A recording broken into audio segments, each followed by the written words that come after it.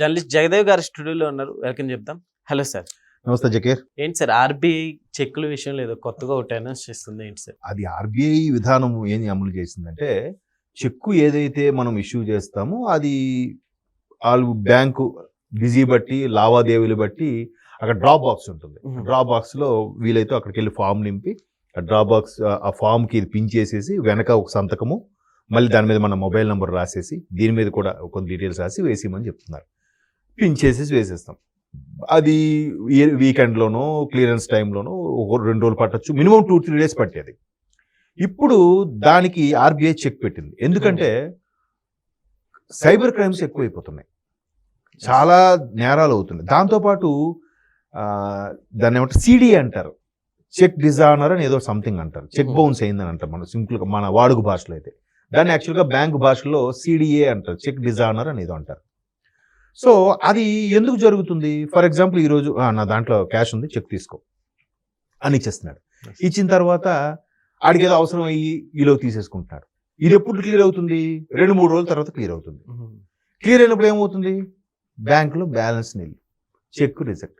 Submit చేసినోడు మరి కాస్త ఇంకో 200-300 ఎక్స్ట్రా కట్టాలి, పెనాల్టీ, అది ఫైన్, అంటే క్యాష్ బట్టి మళ్ళీ కదా. సో మళ్ళీ వాడి మీద కేసు వేయడము, గొడవలు ఇవన్నీ అవుతున్నాయి. కాదు, ఇవన్నిటికీ చెక్ పెట్టాలని చెక్ సిస్టమ్ను మార్చారు. చెక్ పెట్టాలని చెక్ సిస్టమ్ మార్చారు. ఎట్లా?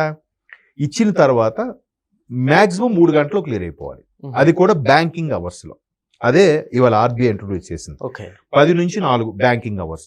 10 నుంచి 4 ఎప్పుడైనా మనం చెక్ అక్కడ ఇవ్వచ్చు, అదే చెక్ బాక్స్ లో డ్రాప్ చేసుకోవచ్చు. మ్యాక్సిమం 4 గంటలకు వేసాడు అనుకోండి, ఈవినింగ్ 7 లోపు క్లియర్ అయిపోతుంది. లేదా ఉదయం 10కి వేసాడు అనుకోండి, 11, 12, 1 గంట, 1 o'clock కల్లా క్లియర్ అయిపోతుంది. అట్లా. సో ఇది స్టార్ట్ చేశారు. స్టార్ట్ చేద్దామని ముందు 2 నెలల కిందటే ఆర్బీఐ దీని మీద ఒక కసరత్తు స్టార్ట్ చేసింది. ఎందుకంటే ఆర్బీఐ నిబంధనలకు అనుగుణంగా ప్రైవేట్ బ్యాంక్స్ ఉన్నాయి, గవర్నమెంట్ బ్యాంక్స్ ఉన్నాయి. గవర్నమెంట్ బ్యాంక్స్ కన్నా ప్రైవేట్ బ్యాంక్స్ చాలా ఎక్కువ ఉన్నాయి ఇవాళ రేపు. సో ఈ ప్రైవేట్ బ్యాంక్స్ అన్ని కూడా వాళ్ళ ఒప్పందాలు కూడా తీసుకోవాలి. టర్న్ ఓవర్ అనేది గవర్నమెంట్ బ్యాంక్స్ లో ఎక్కువ నడుస్తుంది, ప్రైవేట్ బ్యాంక్స్ లో కూడా ఒక మోస్తరుగా. అఫ్ కోర్స్ గవర్నమెంట్ బ్యాంక్ లో ఆల్మోస్ట్ 70% టర్న్ ఓవర్ అనేది, ప్రైవేట్ బ్యాంక్స్ లో 30% దాకా నడుస్తుంది. సో వాళ్ళందరూ ఒప్పందం తీసుకొని ఏంటి ఇలా చేస్తే మీకేమైనా నష్టమా, ఇబ్బందా, లేదా కస్టమర్ ఏమైనా ఇబ్బంది పోరుతారు. కస్టమర్ ఎప్పుడు ఇబ్బంది పడ్డావు అంటే కొన్ని సందర్భాల్లో కస్టమర్ ఇబ్బంది పడతాడు. ఎందుకు? కొంతమంది ఏమంటారు, ఇగో నీకు చెక్ ఇస్తున్నా, నాకు 2 daysలో అమౌంట్ అవుతుంది, ఇప్పుడు కాదు నెక్స్ట్ వీక్ వేసుకో అంటాడు. నెక్స్ట్ వీక్ వేసుకో అని అంటే అప్పుడు ఏముంది, అమౌంట్ పడితే ఓకే నెక్స్ట్ వీక్ వేసుకుంటాడు, లేకపోతే పడలేదా బాబు ఇప్పుడే ప్రొడ్యూస్ చేయకు చెక్ నాను, ఇట్లాంటి వెసులుబాటు ఉండేది. సో ఇప్పుడు బాబు నువ్వు చెక్ ఇస్తావంటే ఇప్పుడే నేను వేసేస్తా, ఇమ్మీడియట్ గా పడిపోతుంది. ఎందుకని సార్ అంత ఇదిగా తీసుకురావడానికి?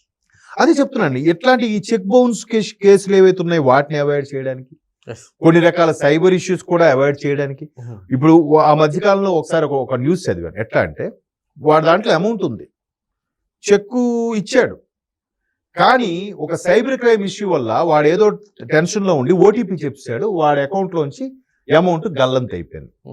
పాప వాడికి తెలియదు, గల్లంత అయిపోయిన విషయం కూడా తెలియదు. పెద్ద ఆయన ఈలో చెక్ ఇచ్చాడు, చెక్ వేసేసరికి బ్యాంక్ లో అమౌంట్ లేదు, వాడు కేసు వేసాడు. నాకు చెక్ ఇచ్చాడు, చెక్కు చెల్లలేదు, కేసు. అప్పుడు ఆ పెద్ద ఆయనకి క్యాష్ అకౌంట్ లో క్యాష్ లేదన్న విషయం తెలియదు. ఆయన సైబర్ క్రైమ్ ఇష్యూ వల్ల ఆయన దానికి గురయ్యాడు. అప్పుడు నష్టం ఎవరికి? పెద్ద ఆయనకి పాపం తెలియదు. అవతల పక్క ఇటుపక్క ఎవరికి ఇచ్చాడు వాడు నష్టపోయాడు, పెద్ద ఆయనకి ఇబ్బంది కలిగింది. సో అంటే ఇది ఒక ఎగ్జాంపుల్ చెప్తున్నా. ఇలాంటి కొన్ని ఇబ్బందుల్ని అధిగమించడానికే ఎట్లా ఇమ్మీడియట్ గా. ఎందుకంటే చెక్కుల్ని ఇలా చేయకపోతే చెక్కు వైపు ఎవడు ఎక్కువగా మొగ్గు చూపట్లే.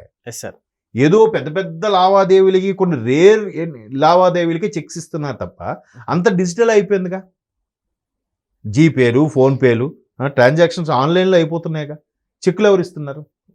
ఇవ్వటంలే. సో అలాంటి పరిస్థితుల్లో వీళ్ళందరూ ఏం చేస్తారంటే ఒక నిర్ణయం తీసుకున్నారు, ఇలా చేస్తే ఎలా ఉంటుంది, దీనివల్ల చెక్కు సంబంధించిన ఏవైతే ఇట్లాంటి చిన్న చితకా సమస్యలు ఉన్నాయో వీటి నుంచి అధిగమించవచ్చు అనేలాగా ఒక స్టెప్ తీసుకుంది. ఇది ఇంకా ఫాస్ట్ చేయాలనే తలంపులో కూడా ఉందంట.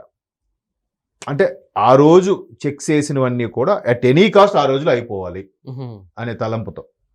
సో ఇప్పుడు ఏదైతే క్యాష్ డిపాజిట్ మిషన్లు వచ్చేసాయి, క్యాష్ విత్డ్రాకి మెషిన్లు వచ్చేసాయి. ఒకప్పుడు ఇప్పుడు ఏటీఎం అంటే ఏంటి చెప్పండి, మీకు ఐడియా ఉన్నంత వరకు. చాలా మంది ఏమనుకుంటే ఎనీ టైం మనీ అనేస్తారు. కానీ యాక్చువల్గా ఆటోమేటిక్ టెల్లర్ మెషిన్ దాని అర్థం. అంటే ఒక టెల్లర్ ఫస్ట్ ఇవ్వగానే సార్ నాకు ఎంత డబ్బులు కావాలి, ఆడ చిన్న కాయిన్ ఇస్తాడు. ఆ కాయిన్ డిస్ప్లే వస్తే వెళ్ళేవారు.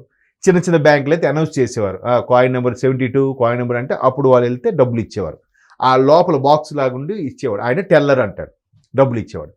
సో ఆ టెల్లర్ ఇచ్చేయకుండా మిషన్ డైరెక్ట్గా ఇచ్చేస్తుంది కాబట్టి అది ఏటీఎం, ఆటోమేటిక్ టెల్లర్ మిషన్. అది ఎలాగా ఏటీఎంలో వచ్చిన తర్వాత ఇప్పుడు టెల్లర్ లేరుగా, అంతే కదా. ఎవరు ఒకరో ఇద్దరు ఉంటున్నారు మ్యాక్సిమం బ్యాంకుల్లో. పెద్ద బ్యాంక్ అయితే ఒక ఇద్దరు, మామూలు చిన్న బ్యాంక్ అయితే ఒకరే ఉంటారు. వాడే అన్ని క్లర్క్, వాడే టెల్లరు, వాడే అన్ని చేసుకుంటున్నాడు. ఎందుకు డిజిటల్ పేలు ఎక్కువ అయిపోయాయి కాబట్టి. సో చెక్కులకు కూడా ఇంకా త్వరితగతిగా చేయాలని నెక్స్ట్ 2026 జనవరి నుంచి కూడా ఇంకా ఫాస్ట్గా చెక్ డ్రాప్ చేసిన అరగంటలోగో పావు గంటలోగా డిపాజిట్ అయిపోయే కాన్సెప్ట్ కూడా తీసుకొచ్చేస్తున్నారంట. అంటే కొన్నాళ్ళకి చెక్స్ ఇంకా దాన్ని ఏమంటారు, డిజిటల్గా చూసుకోవాలేమో తప్ప ఇంకా పేపర్ రూపంలో ఉండదేమో, అంతే కదా. ఇప్పుడు టెలిగ్రామ్ ఏమైంది నాకు తెలిసి ఆల్మోస్ట్ 2011లోనో 12లోనో క్లోజ్ అయిపోయింది టెలిగ్రామ్. అంతవరకు టెలిగ్రామ్ ఉండేది కదా, మదర్ సీరియస్ స్టార్ట్ ఇమీడియట్లీ. అది కాకుండా కొన్ని విషెస్కి కోడ్స్ ఉండేవి. Many happy returns of the day అంటే కోడ్ 5, మనం జస్ట్ కోడ్ 5 రాసి అమౌంట్ పే చేస్తే ఆ ఎవరికి వెళ్ళాలో వాళ్ళ కోడ్ వెళ్ళిపోయేది, గ్రీటింగ్ కార్డ్ వెళ్ళిపోయేది, ఆ బర్త్డే విషెస్ చెప్పేలాగా. టెలిగ్రామ్ సిస్టమ్ అలా ఉండేది. సో ఆ టెలిగ్రామ్ సిస్టమ్ తీసేశారు కదా. ఇప్పుడు అంత ఫోన్లు వచ్చాక ఇంకెవరు టెలిగ్రామ్ యూజ్ చేస్తున్నారు? స్టార్ట్ ఇమీడియట్లీ, లేదంటే ఇదేంటి అటెండ్ టుమారో, ఇంటర్వ్యూ ఏమైనా ఉన్నాయనుకో ఇమీడియట్ అటెండ్ టుమారో, ఇలా కొన్ని మిలిటరీ కూడా టెలిగ్రామ్ రూపంలో వచ్చేవి. సో అలాంటివి మెల్లమెల్లగా ఎలాగైతే తెరమరుగు అయ్యాయో ఇంకా కొన్నాళ్ళకి చెక్ లీఫ్ కూడా తెరమరుగు అవుతాయేమో. కొన్ని రేర్ ఇష్యూస్ కోసమే చెక్ని ఇంకా ఉపయోగిస్తారేమో. ఆల్మోస్ట్ ఆల్ ఎవరు ఉపయోగించట్లేదు చెక్స్. ఇప్పుడు విత్డ్రాల్ కూడా చాలా వరకు పేపర్ వర్క్ తగ్గించుకుంటున్నారు. పేపర్ వర్క్ ఎందుకు అంటే పేపర్ కావాలంటే కొన్ని వేల చెట్లని నరకాలి. సో ఆ చెట్లని కాపాడుకోవడం కోసం కూడా ఈ డిజిటల్ది ఎంకరేజ్ చేయడానికి కూడా కారణం ఒకటి. ఇంకోటి ఏంటంటే మనం అదే ఎగ్జాంపుల్ ఏటీఎంకి వెళ్ళి మనం డ్రా చేసి కన్నా స్లిప్ కావాలా అని అడుగుతుంది. ఇంతకుముందు కంపల్సరీ ఏటీఎం కొట్టగానే విత్డ్రా ఎంత తీసాము ఏంటి అన్నీ వచ్చేది. ఇప్పుడు దాన్ని సేవ్ చేయడానికి కూడా స్లిప్ కాకుండా డిస్ప్లే ఇస్తున్నారు. లేదు అప్పటికి స్లిప్ కావాలంటే ఎక్స్ట్రా వేరేగా మినీ స్టేట్మెంట్, విత్డ్రా స్టేట్మెంట్ ఏదో ఒకటి కొడితే అప్పుడు వస్తుంది. అంటే పేపర్ కూడా కొంత సేవ్ చేద్దాము, పర్యావరణానికి హాని కలిగించకుండా మన వంతు ప్రయత్నం చేద్దాం కాన్సెప్ట్. చూద్దాం నెక్స్ట్ జనవరి నుంచి ఇంక కాస్త ఇంప్లిమెంట్ పెంచాలని చూస్తుంది ఆర్బీఐ ఈ చెక్ల విషయంలో. చూద్దాం ఏంటి రకరకాల కొత్త పొంతలు తొక్కుతోంది కదా బ్యాంకింగ్ సెక్టర్. ఏదైనా డిజిటల్ టెక్నాలజీ పెరిగిపోయిన తర్వాత ప్రతి రంగం కూడా కొత్త పొంతలు తొక్కుతుంది. ఎంత ఎటు వెళ్తుందో చూడాలి. Okay sir, thank you.